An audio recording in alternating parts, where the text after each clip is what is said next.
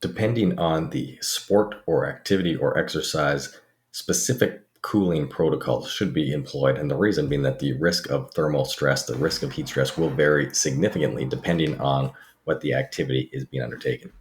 The first example is for me, I was a hockey goalie. Now, on the ice, it is cold, and that may seem as though heat stress is not a major effect, but you are heavily, heavily insulated in gear with a lot of periods of high intense activity. And so heat stress and dehydration is actually very, very common in goalies, especially playing in southern geographies and high humidity areas and arenas.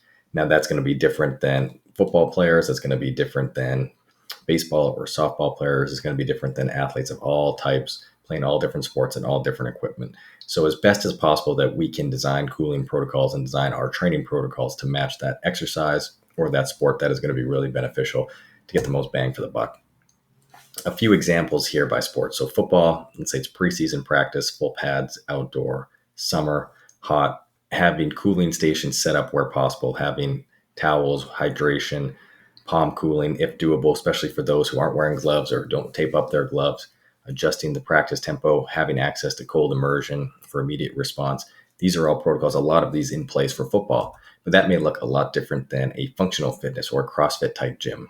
Potentially it's indoors, maybe it's outdoors, could be summer, could be winter, all different risk factors for heat stress, and then ways to implement how do we work at rest, how do we implement cooling intervals, cooling stations, build that into the flow of the activity to keep athletes at their best.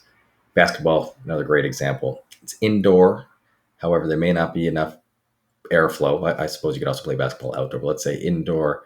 Now, basketball players, very high intensity and duration, constantly running up and down, jumping, not a lot of breaks. And if those are breaks, a short minute, a few minutes here, a few minutes there, those are great opportunities on the bench during timeouts, halftime, get some cooling and help to keep your body in that optimal temperature range as long as possible.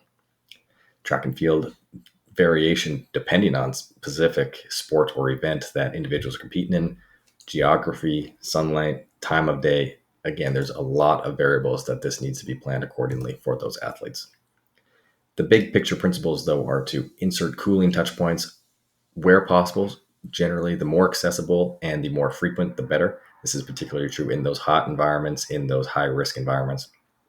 Make cooling part of the training, part of the program, the design, the recovery. It should be right there with hydration, with active recovery, with active warm up as just a non negotiable part of the program.